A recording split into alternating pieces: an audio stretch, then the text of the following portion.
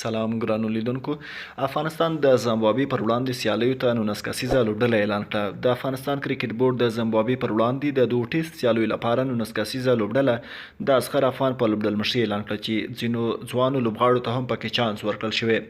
په دې 19 کسیزه لوبډله کې بهیر شاه محبوب، منیر احمد کاکړ، شاهد الله کمال، عبدالمالک سلیم، صافی فاضل حق فاروقي، وفادار ممند او نورو لوبغاړو ته هم چانس ورکړل شوی.